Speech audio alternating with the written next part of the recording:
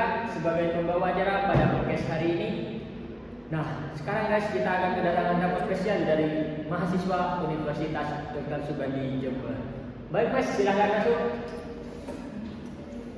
Oke, ini guys tamu spesial kita.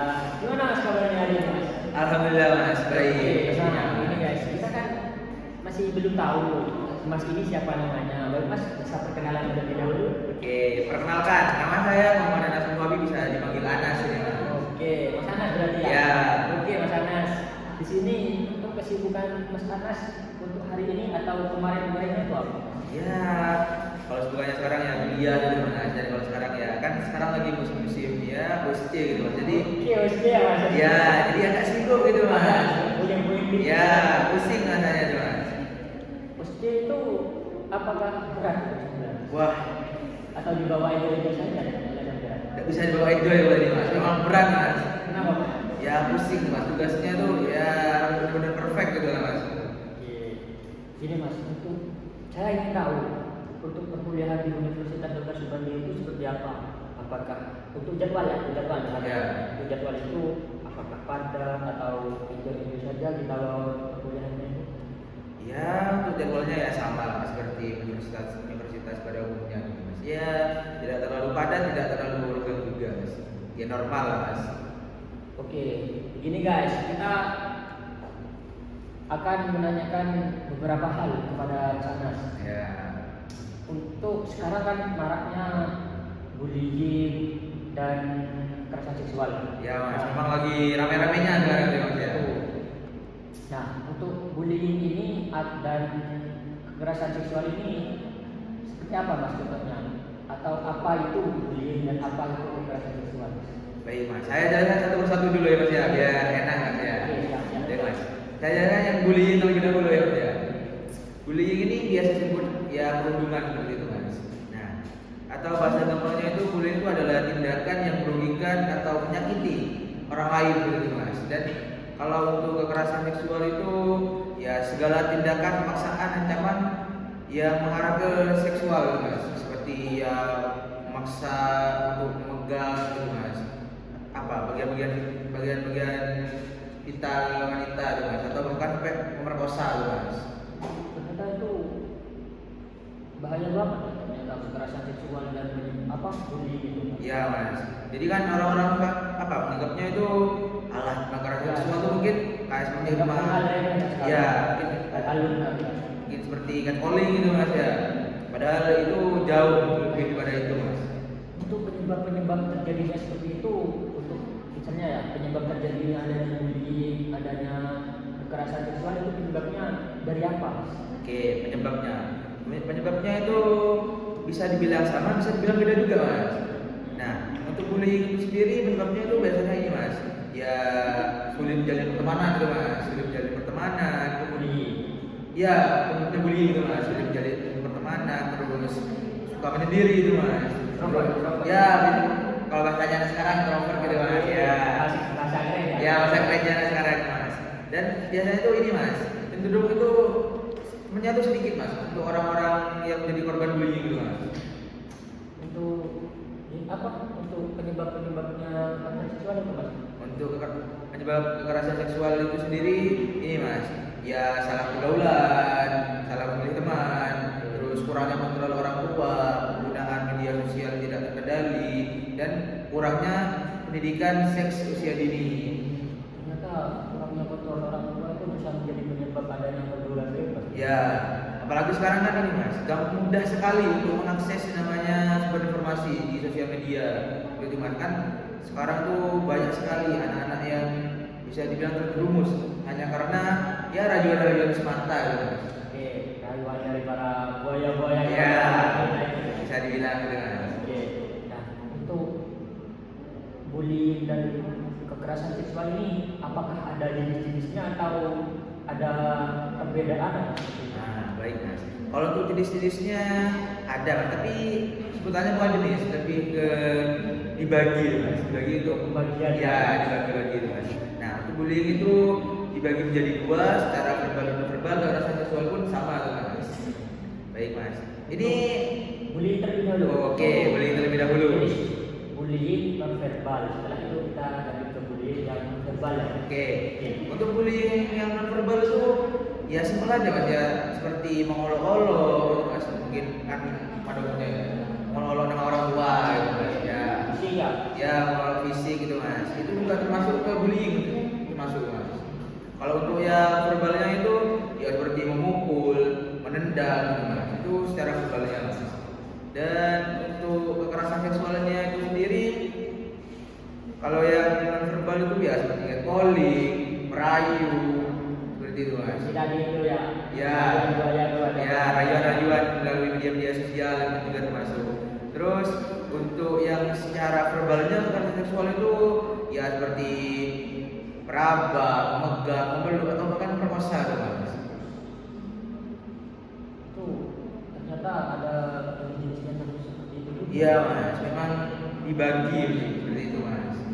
Untuk dampak yang akan terjadi ke depannya ketika adanya perlakuan bullying dan kekerasan seksual itu apa mas? Pertama itu ya gangguan psikis gitu mas, ya merasa depresi, merasa diasingkan seperti itu mas. Kan kalau orang bully pasti kan merasa saya gak punya teman gitu mas, seperti itu. Terus yang selanjutnya itu menutup diri dari lingkungan sekitar, jadi malah yang introvert malah jadi makin introvert itu mas. Dan yang selanjutnya itu adalah penurunan rasa percaya diri gitu mas. Jadi kan orang semisal cewek nih mas ya, itu sering di catcalling otomatis kan kayak ya tidak percaya diri gitu mas, jadinya itu mas. Dan yang selanjutnya itu luka fisik gitu mas. Ya biasanya itu ini terjadi karena bullying secara verbal gitu mas. Jadi karena ya mungkin karena dipukul, ditendang, jadi kayak ada luka memar, bahkan berdarah gitu mas. Ternyata dampaknya yang begitu besar. Iya mas, ada lagi sebenarnya mas. Itu kan dampak secara umumnya mas ya. Nah, kalau secara ini di lingkungan sekolah atau lingkungan pendidikan itu biasanya korbannya itu akan mengalami namanya penurunan prestasi mas, dan hilangnya rasa aman dan nyaman untuk melakukan yang namanya pendidikan gitu mas. Dan yang pastinya akan mengalami namanya trauma ya, mas. Jadi itu merasa tidak aman lah di kalangan sekolahnya ya. Iya mas. Jadi kayak ya merasa takut dibully, takut dilakukan kekerasan seksual pada dia gitu mas. Nah, kalau apa ya mas? Tindakan-tindakan seperti itu kan pasti ada upaya pencegahannya ya. Nah, untuk upaya-upaya pencegahannya itu seperti apa mas? Upaya pencegahannya itu ada beberapa cara mas ya. Pertama itu kontrol diri mas. Kontrol diri yang dimaksud itu adalah bagaimana mas cara kita sendiri itu mengontrol diri kita sendiri agar tidak terjerumus atau menjadi pelaku bullying dan kekerasan seksual ini mas. Terutama kan sekarang kan para-paranya pada remaja terus ya. Terus yang kedua itu ya anak SMP atau bahkan sekarang tuh anak SMP sudah sering terjadi. Sekarang sudah banyak mas melakukan tindakan. Iya, untuk anak SMP, SMA tuh apalagi kuliah tuh mas, banyak sekali sudah mas. Nah, yang selanjutnya itu upaya pencegahannya itu ini mas, peran orang tua mas. Nah, orang tua itu sangat berperan sekali mas untuk namanya agar anaknya itu tidak jadi pelaku atau korban bullying dan kekerasan seksual ini mas. Dia yang melakukan edukasi, kayak memberitahukan kepadanya seperti kalau seperti ini tidak boleh ya, nah seperti itu mas. Dan yang terakhir itu adalah peran sekolah tersendiri mas. Nah jadi sekolah itu bukan hanya cukup memberikan pengetahuan saja mas, tapi juga mengajarkan etika dalam berteman, dalam berkehidupan sosial seperti itu mas. Jadi agar tidak seenaknya seperti itu mas. Oke, untuk berhubung dengan adanya peran dari sekolah kan ada sampean sebutkan tadi. Ya. Nah, untuk yang peran sekolah ini bisa disebutkan untuk tingkatan SMP atau SMA ya. Ya. Nah, untuk peran sekolah itu pasti perannya dari BK ya. Ya, dari BK atau SMA. Pasti ketika anak SMP atau anak SMA ada atau mendapat tindakan seperti itu, pasti mereka mengadunya kepada BK. Nah, ya. untuk mahasiswa yang terlibat seperti ini, apakah ada BK atau semacam itu? Nah, kalau di Subandi itu ada namanya Satgas PPKS kan mas. Nah, Satgas PPKS itu bertujuan untuk melakukan pendampingan, melakukan pemulihan, untuk melindungi juga mas, untuk korban-korban yang telah menjadi korban kekerasan seksual seperti itu mas. Nah, kalau di Universitas Dr. Subandi itu ya sekarang alhamdulillah mas sudah dibentuk namanya Satgas PPKS itu sendiri mas. Jadi Dan cara melaporkan ketika mengalami atau melihat kekerasan seksual pada lingkungan Universitas Dr. Suwandi ini sudah mudah sekali Mas. Jadi bisa dengan cara mengakses Instagram ini Mas. Satgas PPKPT UDS Mas. Itu Instagramnya Mas ya. Jadi tinggal dibuka, nah di bio itu tertera Mas. Itu ada Google Form. Nah bagi korban itu bisa melapor lewat situ Mas. Nah di sana tuh biasanya akan diminta namanya nama, NIM, jurusan, terus angkatan berapa, terus kronologinya gimana, tempatnya di mana, atau bahkan bukti-bukti. Mungkin Masnya itu melihat kan Mas ya, ada terjadi kekerasan seksual, misal ada mahasiswa laki-laki di Suwandi itu memukul kepada mahasiswa perempuan. Nah, sebenarnya bisa memotonya atau memvideonya itu lalu melaporkannya Mas. Itu akan mendapatkan sanksi dari universitas itu sendiri. Itu harus melalui link atau video Instagram tersebut. Iya Mas, agar lebih memudahkan atau bisa langsung melaporkan kepada dosen Mas. Baik Mas, untuk materi-materi yang sudah saya dapatkan dari sampean cukup menarik. Ternyata banyak juga dampak-dampak dari bullying dan kekerasan seksual. Iya.